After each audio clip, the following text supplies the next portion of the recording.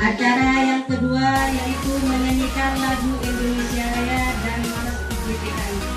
Kepadanya kami persilakan.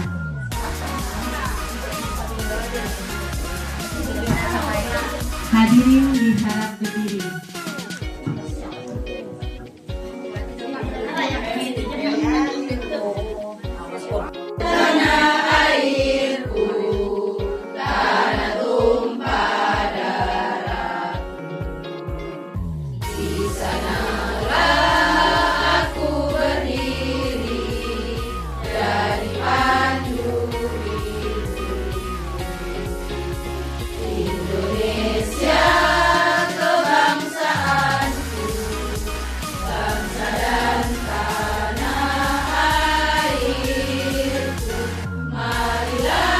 Kekompakan ibu-ibu untuk menghadiri dalam acara pertemuan Bugis ini yang biasanya diadakan setiap 1 bulan sekali. Yang pertama, kita nanti akan membahas tentang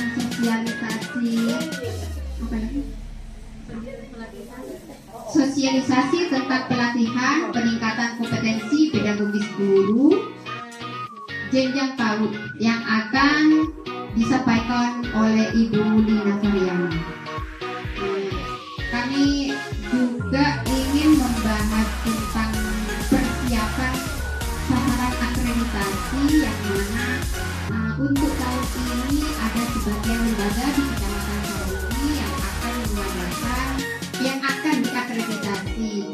Nah, maka dari itu kita harus siap-siap untuk melengkapi beberapa administrasi yang ada di sekolah ataupun tentang pembelajaran yang ada di sekolah karena disesuaikan dengan beberapa poin yang ada di instrumen akreditasi itu.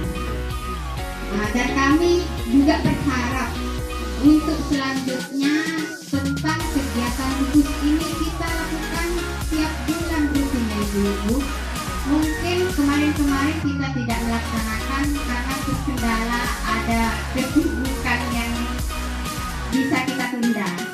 Tapi insya Allah untuk kedepannya kita akan melaksanakan secara rutin dan kita bisa melaksanakan seperti yang kemarin untuk mengisi di tempat yang pengen mengkasa Ibu. Mungkin hanya ini yang kami dapat sampaikan. Wassalamualaikum warahmatullahi wabarakatuh. Jadi para Dewan Guru dari instansi atau satuan pendidikan yang ada di Kecamatan Saronggi yang di bawah naungan Bugis 1. Alhamdulillah bersyukur kita bisa bermuajahah kembali dalam kegiatan rutin bulanan yang biasa kita laksanakan bersama di kegiatan Bugis 1 ini. Ibu-ibu, para hadirin sekalian, mohon izin saya pada hari ini akan menyampaikan dari pembahasan tentang peningkatan kompetensi pedagogis guru untuk jenjang PAUD, di mana dalam hal ini sudah saya ikuti dari BPD Jawa Timur yang kemarin itu sudah ada pendaftaran, jadi mohon maaf izin. Jadi saya hanya mendaftar saja, tidak ada istilah yang lainnya, pokoknya saya hanya mendaftar saja Ibu. Ya ternyata terus di dalam pendaftaran itu ternyata kita itu membuat resume atau narasi. Nah disitulah mungkin dinilai. Jadi penilaian itu alhamdulillah merupakan hasil tanpa saya duga-duga sebelumnya. Ternyata nama saya itu ada di pengumuman itu. Jadi akhirnya saya berangkat dan alhamdulillah dari Sumeneb cuma saya sendiri Ibu.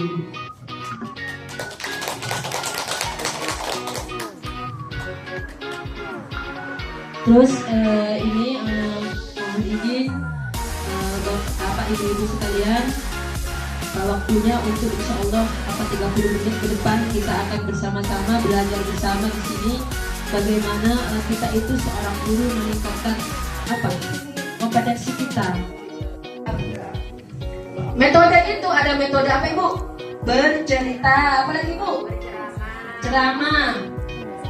Iya, terus demonstrasi, karya wisata, terus eksperimen gitu ya. Nah, itu adalah namanya metode. Kalau pendekatan itu seperti pendekatan itu apa?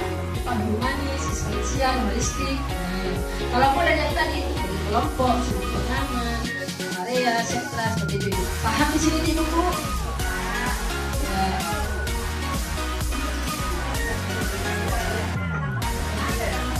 Satu ya. Terus kalau sumatif, ada apa semester 2.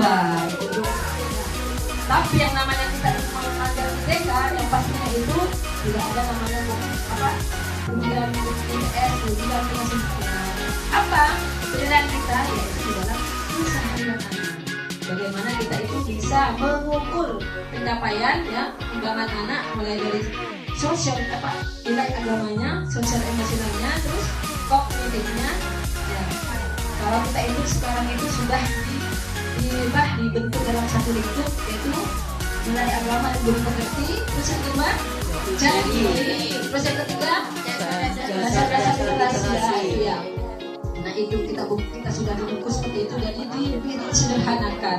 Tetapi dalam penilaian kita itu tetap mengacu pada 6 aspek perkembangan itu ya. Nah pengembangan asesmen, pengembangan apa yang namanya itu ada 3 Ibu. Asesmen yang namanya S-learning seperti penilaian diri, refleksi diri, itu namanya asesmen S-learning, yaitu asesmen refleksi diri, refleksi diri itu. Terus namanya core-learning itu proses ya. Nah perbaikan pelajaran seperti checklist, anekdot itu masuk di asesmen core-learning itu.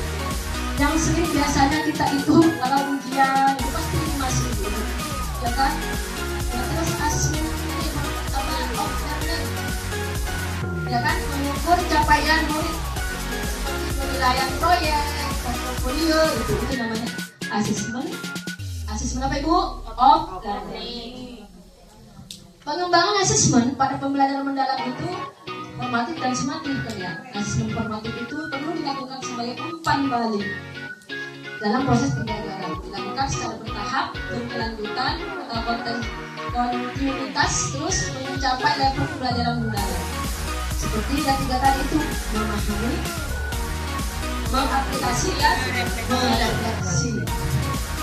Teknik asesmen itu kan ada observasi, terus ada kinerja, ada proyek, portofolio, tanya jawab itu masuk di dalam teknik, namanya teknik. Ya. Terus implementasi pembelajaran ini yang tadi itu yang sudah kerangka-kerangkanya. Yang pertama itu ada perencanaan, pelaksanaan dan asesmen. Pasti 3-tiganya itu tidak luput dari perencanaan, pelaksanaannya, langkah-langkahnya dan asesmen. Ya. Terus selanjutnya itu ada perencanaannya itu identifikasi yang pertama jauh identifikasi. Terus apa lagi Ibu? Desain pembelajaran, asesmennya dan pengalaman belajarnya. Nah, ketika kita itu membuat format belajar itu sekarang kan fleksibel di LPM, ada yang masih bisa makan LPM, ada yang masih masih ada yang menamai itu modul ajar. Seperti kemarin itu di Surabaya itu banyak itu ternyata banyak memang mereka itu yang berbeda dengan kita. Masih banyak seperti itu ternyata, bukan hanya di sini pemahaman kita, ternyata mereka itu juga pemahamannya berbeda-beda. Tetapi yang intinya itu adalah di pembelajaran mendalam ini pasti ada kerangka yang tadi itu yang harus memang benar-benar ada.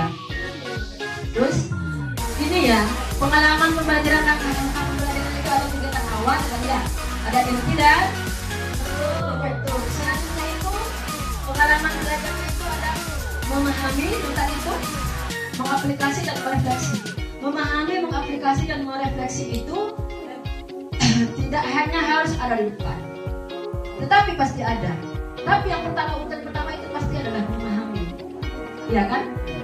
Antara aplikasi dan merefleksi itu, nah itu dan kadang ada yang pernah merefleksi, setelahnya itu merefleksi dulu, aplikasi dulu lalu merefleksi. Nah itu ya dulu. Terus untuk asesmen pembelajaran selanjutnya itu ada teknik tadi ya, dari teknik asesmen itu seperti apa? Observasi apa tadi? Project ya, itu ya tadi ya. Lanjut sekarang kita ke identifikasi. Nah, kita di dalam membuat sebenarnya di dalam membuat RPM kita itu membuat rencana pembelajaran kita itu memang harus mengidentifikasi dulu. Tetapi yang terjadi di lapangan kita itu kita buat RPM itu langsung 1 tahun, langsung 1 semester. Padahal yang sebenarnya itu ketika kita itu mau mengajar esok hari, nah kita itu melihat dulu, identifikasi dulu. Bagaimana peserta didiknya? Kayak gitu. Ya, memang seperti itu ya ibu ya. Betul. Iya. Betul. Nah, seperti itu ibu. Ya. Ternyata memang grow mindsetnya kita itu di Surabaya juga teman-teman kayak gitu.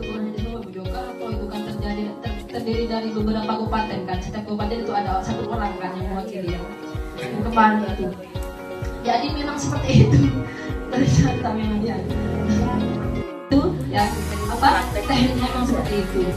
Buat identifikasi dulu bagaimana anak, kesiapan belajar anak, setelah itu baru kita membuat rencana pembelajaran.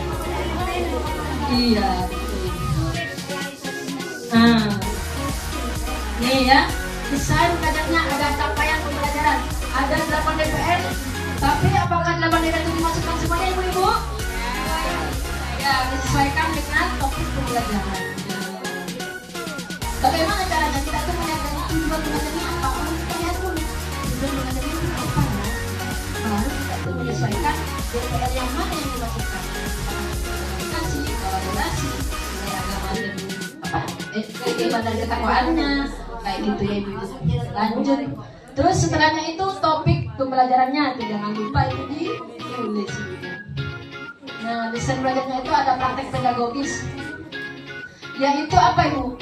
Strategi atau metodenya apa? Masukkan. Kemitraan pembelajarannya itu bermitra dengan siapa? Dengan murid. Karena kita itu mau merencanakan pembelajaran tentang tema tanaman. Ada yang membawakan tanaman hiasan. Gitu. Lingkungan pembelajaran yang kondusif, misalnya kita itu belajarnya di ruang kelas atau di luar kelas, itu ditulis dulu. Selanjutnya itu pemanfaatan digital. Nah, apakah yang keempat ini harus ada?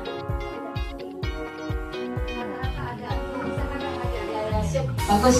Nah, benar, betul ibu. Tidak harus ada, tapi diusahakan ada. Betul benar-benar.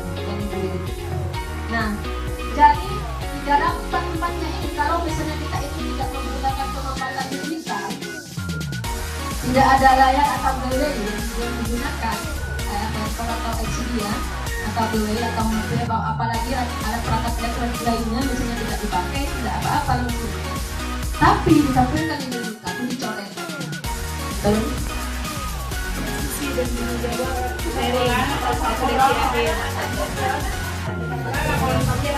Ya, tadi sudah ada 5 tema yang sudah disampaikan ya. Yang pertama itu apa ibu? Pola pikir bertumbuh atau grow mindset ya. Yang kedua, bagaimana kita itu mengenal karakteristik yang dinamakan dengan anak usia dini, pendidikan anak usia dini. Yang ketiga, mengenal strategi pendekatan pembelajaran dan metode pembelajaran itu ya. Yang keempat, pembelajaran mendalam. Yang kelima itu implementasinya. Yang keenam ini terakhir. Jangan bilang terakhir, saya takut kalau bilang terakhir. Diskusi dan tanya jawab. Mungkin unek-unek ibu-ibu ya. Sharing praktis. Nanti kita itu akan berbagi pengalaman ibu-ibu ya. Seperti tadi, seperti kemarin kita itu sepakati bahwa satu lembaga itu bawa 1 RPM. Cukup 1 pertemuan kali saja. Kalau RPM itu kan fleksibel. Ada yang dibuat 1 minggu, 1 topik 1 minggu langsung. Senin, Selasa, sampai Jumat. Kalau Sabtunya itu kan biasanya kita itu 4 tahun dinamakan dengan ceria ya. Sabtu ceria ya. Biasanya banyak orang yang sama senang dapat. Terus ya, redaksi akhir nanti ibu sediakan apa? Pulpen. Redaksi akhir kesepakati bagaimana kita itu ke depannya, apa yang akan kita kerjakan ke depannya kayak gitu. Ya, redaksi akhirnya. Tindak lanjut atau RTL ya, dari lanjutnya. Yuk, diskusi dan tanya jawab. Saya kembalikan kepada pembawa acara.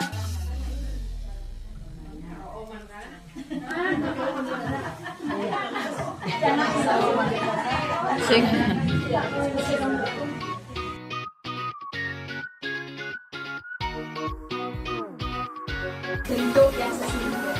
Jadi kami minta tolong kepada Bu Nina menjelaskan bagaimana wujud ajar yang sebenarnya, biar kami tidak kosong. Di wujud ajar itu bagaimana? Itu kan ada yang nyebutnya. Jadi kita kan hanya membuat wujud ajarnya. Jadi Bu Nina jelaskan dulu biar kami bisa mengetahui bagaimana sebenarnya wujud ajar. Itu aja Bu yang saya tanyakan. Assalamualaikum warahmatullahi wabarakatuh. Diajak itu ke di depan sekolah itu kan banyak bunga-bunga itu ya. Iya betul. Istilahnya dengan kaitannya dengan ini Bu, dengan topik ini Bu. Topiknya, topik kan. Nah, pengobatan intel saya itu sebelum anak itu diajak keluar sama saya itu ada rektor pakai apa? Nah, apa itu pemahamannya kita memahami tadi itu kan ya. Selanjutnya dalam pelajaran itu pasti ada kesadaran bagaimana ada tindakan. Kegiatan awalnya itu menyambut anak dengan doa dan salam ya, sudah ya. Persepsi guru menunjukkan gambar seperti tadi atau mengasihna ini. Kalau pembelajaran mendalam itu kontekstual Ibu, menghadirkan ya aksi nyata, menghadirkan kegiatan yang memang fakta yang ada di lapangan. Bahwa oh ada ini, transaksinya langsung dibawa. Oh ada ikannya. Kita belajar ikan oh ada. Kemarin kita itu waktu akan meditasi kan seperti itu. Nah seperti itu yang membuat pembelajaran mendalam itu. Tapi kita itu kemarin itu kan pakai yang kurikulum 13. Akhirnya kita tidak pakai pembelajaran mendalam. Tapi alhamdulillah dengan sangat berbangga dapat nilai sama dengan guru paling itu. EKB, iya. Makanya ibu-ibu, nah nanti kalau tadi itu bicara akreditasi ya, ini ada pengalaman. Kalau misalnya itu sebenarnya itu memang cuma-cuma tadi ya. Dari awal ya ibu-ibu, kalau kita itu dari awal dari segi penyebutan sudah bagus. Mulai dari anak mencuci, mulai dari anak senang, mulai dari anak menyanyi di Islam Indonesia Raya, mulai setelahnya itu anak itu memungut sampah, memungut surat, langsung, sensor itu langsung, berarti nah, kebiasaannya itu. Kalau dari awal sudah bagus, ke belakang-belakangnya pasti bagus itu. Iya. Pesan pertama begitu mudah. Betul. Kalau misalnya dari awal sudah tempat cucinya itu tidak disediakan sabun, masih kosong. Mana tempat cucinya itu? Katanya sana. Oh iya bapak masih mau beli. Nah akhirnya merembet ke belakang seperti itu. Semuanya tanyakan langsung. Ya, seperti itu. Kayak gitu ibu-ibu.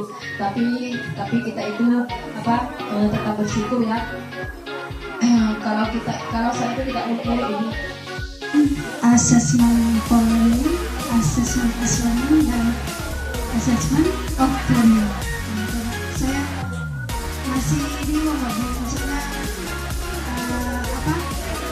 pengertian dari 3 assessment itu apa dan yang dipakai kita itu apa namanya gitu kan. Ada kayaknya kalau yang saya pahami itu kan ada yang untuk kayak ujian akhir gitu kan ya, kayak yang di SD mungkin ya. Kalau yang kita itu yang mana gitu ya. Terima kasih, mungkin itu saja. Assalamualaikum warahmatullahi wabarakatuh. Betul ibu, ini yang memang terjadi perdebatan kemarin juga di Surabaya itu tentang ini bagaimana kita itu membedakan mana asesmen learning for learning dan apa itu of learning. Kalau kita itu lihat S itu ya, adalah refleksi diri, refleksi anak yang apa? Yang dinilai. Seperti misalnya anak itu mau apa coba? Mungkin ada yang bisa menangkap? Yang refleksi diri?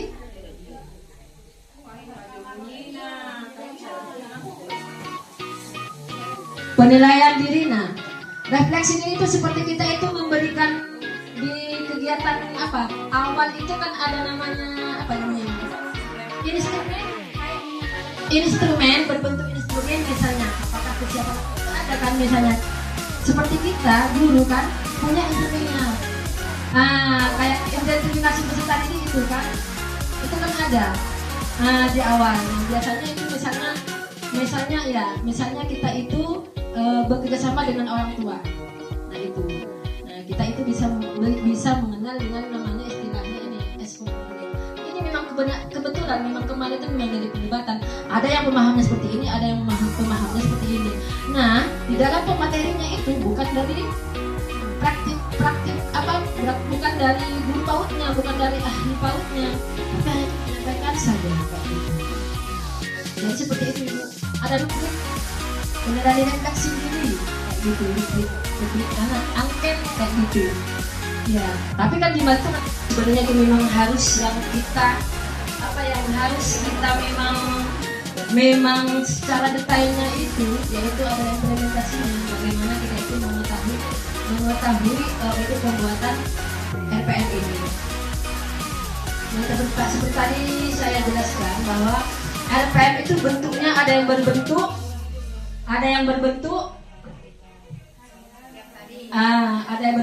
mingguan, ada yang berbentuk insert tabel, ada yang dibuat tabel, ada yang berbentuk narasi saja kayak gitu, ada yang langsung bentuknya di dalam tabel kayak gitu. Itu fleksibelnya dulu ya. Kalau tidak itu urut dari pertama itu pasti yang pertama itu ada identitas umum namanya dulu. Nama sekolah kan pasti ada. Selanjutnya fasenya kita itu fase fondasi, ya kan? Terus kelas B, silahkan dibuka ibu-ibu, kita itu yuk refleksi bersama tentang pembelajaran learning yang sudah kita buat. Ya kan? Topiknya ibu-ibu. Semester kan, semester 1, 2 ya kan? Terus alokasi waktu. Kalau misalnya alokasi waktu kita itu buatnya 1 minggu per topik, maka misalnya 2 jam 120 menit, kita itu ambil hitung bukan dengan istirahatnya, tapi dihitung dengan aktif belajar di kelas 30 menit misalnya, dari 30 menit itu di kegiatan awal misalnya. Selanjutnya kegiatan intinya berapa menit? 60 menit. Berapa sudah 60 tambah 30? Selanjutnya ambil di akhir kegiatan akhirnya. Berapa semuanya ibu? Iya, kan tinggal kalikan itu. 120 kali 5 kali 1 pertemuan. Berarti intinya kita itu pemahamannya itu berarti ini dibuat 1 minggu. Ada memang yang keliru buat nyari alokasi waktu. Kemarin itu ada teman juga kemarin itu yang keliru. Kurang cerdas dalam menghitung. Iya. Dan kita tidak masuk. Yang dihitung adalah aktifnya di dalam kelas. Atau bukan kelas, aktifnya di dalam belajar. Ya.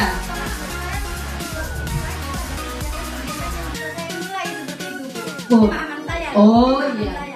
Tapi kan tidak ada kegiatan pembelajarannya, kan anak hanya makan, minum. Tetapi ya, dalam sosial emosionalnya anak ya, betul ada. Kita itu juga menilai kan ibu-ibu, tapi itu tidak masuk juga. Ini yang kemarin itu memang apa? Kemarin kita itu bromance-nya itu seperti itu kan, istirahat masuk di dalam jumlah jamnya itu ternyata 2 jam misalnya. Ada yang setengah 11, kalau kota-kota itu kebanyakan kan jam 11 kan pulangnya. Tinggal dihitung itu. Yang masuknya di dalam kelas itu berapa? Iya betul. Istirahat itu tidak masuk di hitungan. Ini memang terjadi perdebatan kemarin. hitung dalam jumlah waktunya. Bukan seperti itu Ibu, tetap masuk penilaian. Kita yang bebas fleksibel mau menilai waktu istirahat ketika bermain. Anak-anak ini mau merebut mainannya teman-temannya. Iya, mau kasih waktu belajarnya kayak gitu Ibu, seperti itu ya. Nah, sudah paham Ibu? Nah itu, ya. Tergantung dari lembaganya. Ada yang masih 7:30, ada yang masih jam 8 ya. Iya, dihitung. Nah, dihitung jumlahnya Ibu. Itu. Jadi kadang kita itu memang apa? Kalau itu juga kayaknya itu hanya masa kecil kan seperti aku gitu. Nah, alokasi waktu itu kalau di TK itu kebanyakan menit kan 300 menit misalnya langsung dihitung tanpa kali stop. Kalau SD itu kan jam. Iya.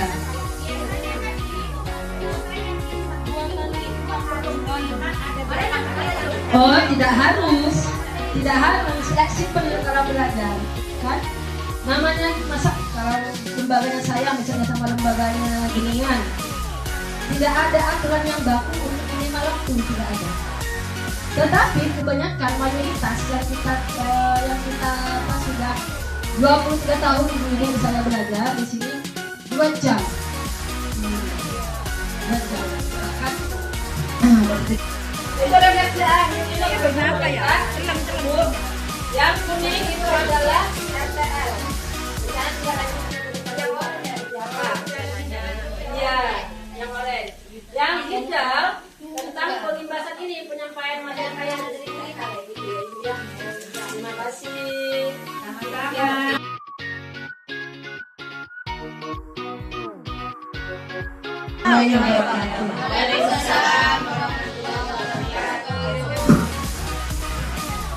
Sedikit presentasi untuk dari TK Amunisi. Di sini kita akan membahas tentang RPM, rencana pembelajaran mendalam untuk TK Amunisi. Punya saya.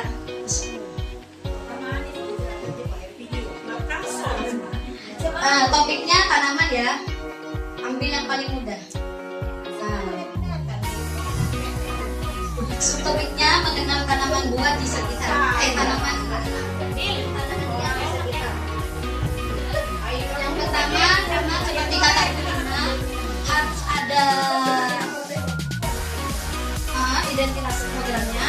Terus di sini saya mengambil dimensi profil, misalnya keimanan dan ketakwaan terhadap Tuhan Yang Maha Esa. Ini biasanya wajib, menurut saya kebanyakan wajib seperti ini. Terus penalaran kritis, kemandirian, kreativitas. Di sini saya mengambil 4. Desain pembelajarannya di sini tujuannya yaitu mengenal cara merawat alam sebagai bentuk rasa syukur. Ini sudah masuk keimanan. Terus berpartisipasi aktif, ini juga masuk ke penalaran kritis. Kemandirian di sini saya menggunakan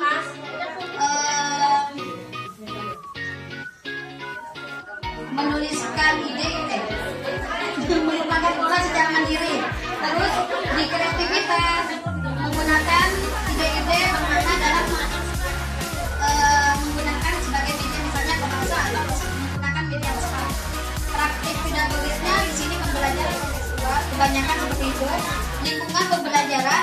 Lingkungan pembelajaran dilakukan di dalam kelas. Ini tidak mesti wajib sih.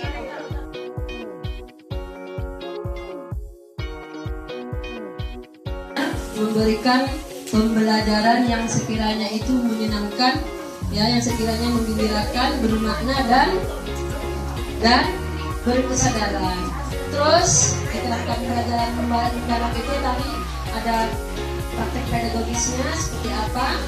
Terus apa yang tadi lagi?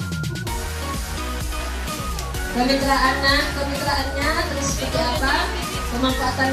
Pemanfaatan digitalnya itu seperti apa?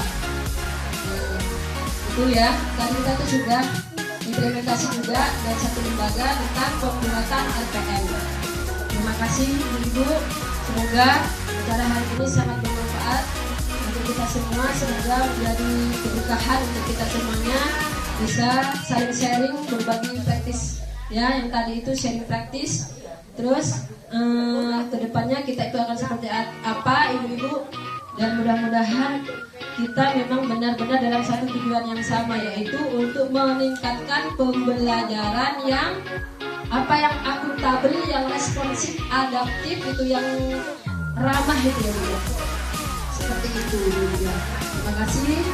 Mohon maaf apabila ada kekeliruan dari saya pribadi. Mohon maaf yang sebesar-besarnya. Assalamualaikum warahmatullahi wabarakatuh.